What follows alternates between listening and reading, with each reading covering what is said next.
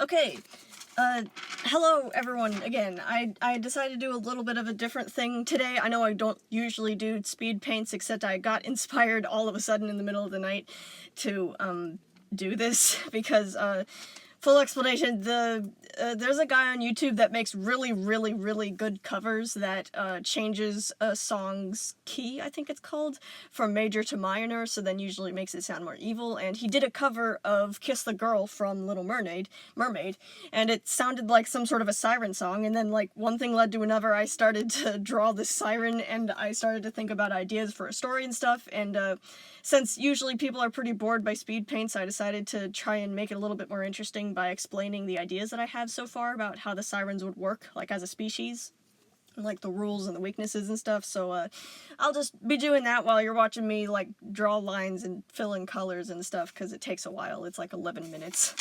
At the end, I'll just, like, do music or something at the very end to fill in the rest of the silence, because I probably won't take that long to do that. Anyway, so I'm gonna start now.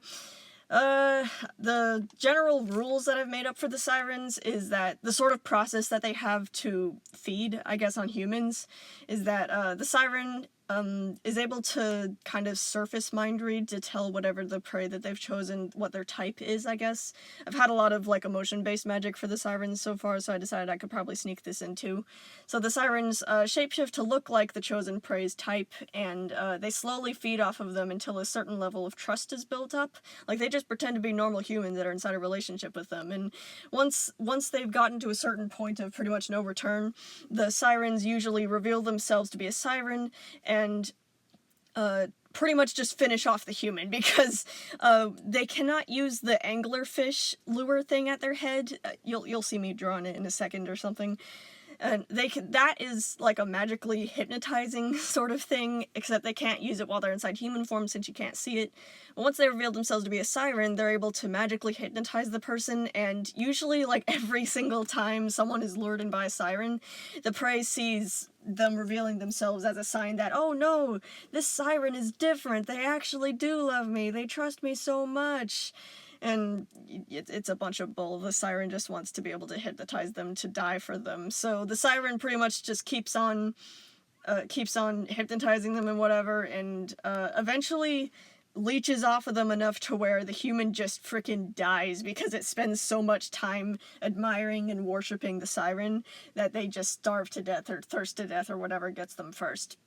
Then once the prey is dead, the siren eats it and then moves on to the next target.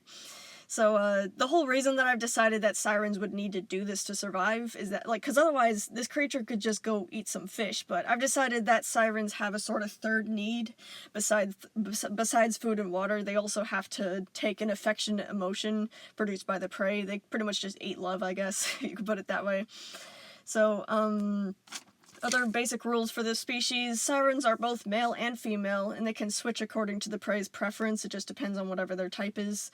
And some sirens are actually more neutral, where some sirens have figured out that if they just keep their heads down and stay as a human instead of revealing themselves to be a siren and then making the person die for them, then they won't really get hunted, you know? They can stay inside their disguised forms their whole life and stay out of trouble. They don't get as much food as they would have wanted, so they're usually not as nourished as they would have been before, except some of them think that that's a pretty good trade because they won't get hunted down. So, more rules, more basic rules for the species. Sorry, I'm just kind of rambling on about this. Sirens cannot reproduce with a human, though they can just kind of move through the motions of mating and stuff like that. I decided this because I didn't want any half-siren sort of things to happen, because they are a different species. It wouldn't really work. Like, hybrid biology doesn't really work that way. So, the only way that sirens can reproduce is that they have to meet with others of their own kind to produce offspring. This doesn't really happen that often, since sirens are pretty rare and they're really reclusive. They're like, snow leopards. They don't like to be around others of their kind. So, if a siren meets another siren, they usually try for eggs, because they don't really care about the other person, like love-wise. Sirens don't really feel love, as far as people know. So they usually only mate so that they can reproduce, because they pretty much just separate and never see each other again after that, and whoever played the role of the female will lay the eggs on their own, and usually there's like thousands of eggs at a time, and then they just leave the eggs. It's kind of like how frogs work, or maybe not frogs, just general animals. Most animals do this, where they just leave the eggs, and then the eggs hatch, and the babies know how to survive on their own. If they aren't strong enough, then natural selection will eliminate them, and yeah, they just grow up to be normal sirens and continue on with their lives. So I've decided this as a sort of logic thing about like natural selection and stuff like that. So most sirens that plan to kill the prey inside the end are repulsed by humans and their desire to mate with the siren's human form, but they play along anyway and usually find a malicious comfort in the idea that they're going to kill the horny human at the end as a form of revenge. The reason why most of the siren ones that reveal themselves to be sirens are repulsed is because the ones that aren't repulsed, that decide to just be a human forever, don't usually end up mating with other sirens, because they, don't meet others of their kind. They're staying as a human all the time. List of weaknesses. Sirens do need to return to the water once per day. I'm thinking it should be specifically seawater, because otherwise they could just, take a shower. And that wouldn't be a very good weakness. That would be like kryptonite. So sirens can't use their angler lures until they're in their true form, so it's pretty much up to them to make the human love them in the hard way first. I decided that because otherwise, why don't sirens just be inside their human forms all the time and stuff? They would need an actual reason to try and lure the human in. So, also, another point that's going to pretty much hinge the entire story's plot is that sirens do not have any effect on ace people, or asexual people. They do not feel they cannot feel sexual attraction to other people, and therefore the sirens cannot no matter what the siren does, the ace person will never be affected. So, this leads on to the story idea that I'd had with them. So, the book is probably going to be called The Siren Slayer, because the Siren Slayer is an ace person who pretends to be lured in and then kills the siren whenever their guard is down. So, I've decided on doing this because we really need more ace representation, and I thought this was a really cool and creative idea that the ace people could actually use their powers. They could actually use their, invulnerability to the sirens for a good thing, and I thought that would be really interesting. So I think that I'm not actually very sure where this story would go. I've just pretty much just formed the sirens and all of their rules of the species and stuff like that. The story is about 15% loaded, but so far the thing that I figured out is that I think that I want a siren to actually fall in love with a Siren Slayer. I know this sounds a lot like a fairy tale thing where it's like, oh, it's true love. I think that I'll just make this siren be an exception, because, honestly, how else would a story happen without something crazy going on? So, Siren actually does end up falling in love with this Siren Slayer. I don't know exactly where it would continue from there, but the love story would continue from there. I think that there would be a lot of questions that the Siren Slayer would have about, does the siren actually is trying to be good now or not? Should I kill them or not? And I don't know exactly where this would go, obviously. I just thought that would be the starting point of this story that I'm trying to make up. So, yep, that's pretty much all that I've thought of for the sirens so far. I put more work in this art piece than I did about the story. I'll probably end up building off of it and turning into a book later.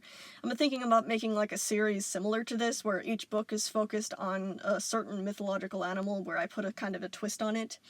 But, I'm not really far enough inside the story creating process to think about that stuff right now, so right now I'm pretty much just trying to form all the plot points and stuff, and I thought it would just be fun to draw it, because I was really into this song, and the song, the Kiss the Girl inside the minor version, I was